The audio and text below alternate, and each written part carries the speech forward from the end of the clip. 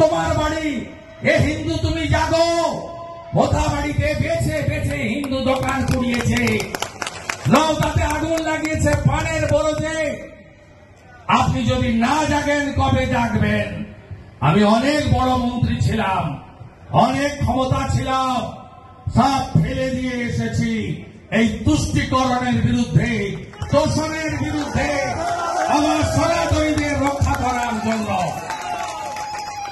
আপনি কি কিছু ভাতার জন্য অথবা সুস্থভাবে বেঁচে থাকার জন্য গুন্ডাদের ভয়ে রাম মন্দির উদ্বোধন হবে, কলকাতাতে পাঁচ সার্কাসে সম্প্রীতির মিছিল হবে, 492 বছর পরে রাম মন্দির আমরা পেয়েছি, রাজনীতির কোনো কথা নয়, এটাই ধ্রুব সত্য।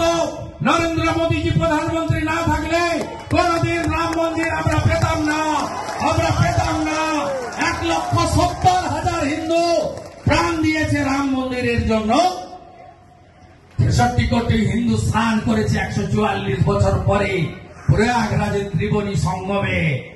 আমিও স্নান করেছি, আপনারাও অনেকে স্নান করেছেন, যারা যেতে পারেননি জল এনে মাথায় ছিটিয়েছেন। মহাকুম্ভের পুণ্য স্নান এক হয়েছে হিন্দুস্তান। আমাদের প্রশাসনিক কর্তৃক বিধানসভায় দাঁড়িয়ে বলবেন ওটা মহাকুম্ভ নয়, মৃত্যু কুম্ভ। আপনি মেনে নেবেন? আপনি না হিন্দু, আপনি প্রতিবাদ করবেন না অন্য ধর্মের? শ্রদ্ধা জানিয়ে, আয়োজকদের কৃতজ্ঞতা জানিয়ে আমার ঠাকুরের প্রতি অর্ঘ্য শ্রী কৃষ্ণ চৈতন্য প্রভু নিত্যানন্দ শ্রী অদ্বৈত গদাধর শিবাচারী গৌর ভক্ত বৃন্দ। হরে কৃষ্ণ কৃষ্ণ কৃষ্ণ হরে হরে, হরে রাম হরে রাম, রাম রাম হরে হরে।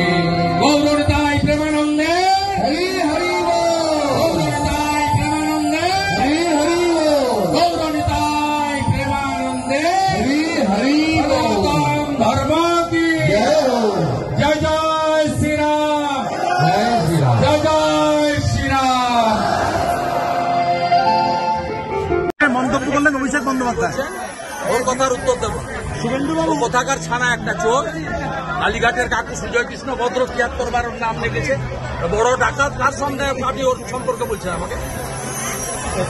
শুভেন্দুবাবু, আপনার হাতে ধ্বজ, হিন্দুরা আক্রান্ত, ধর্মযুদ্ধ। মৃত্যু কুম্ভ বলেছিল, আজকে বলেছে গঙ্গা ধর্ম।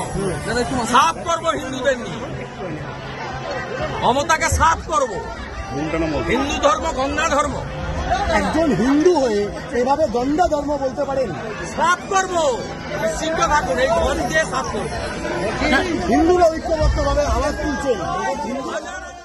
আপনারা দেখছেন 24 ঘন্টা ইন্ডিয়া টিভি, সর্বদা সবার পাশে সবার মাঝে। আজ এ পর্যন্ত। সঙ্গে রাখুন 24 ঘন্টা ইন্ডিয়া টিভি, দেখতে থাকুন সব জেলার সব খবর সবার আগে 24 ঘন্টা ইন্ডিয়া টিভির পর্দায়। নমস্কার।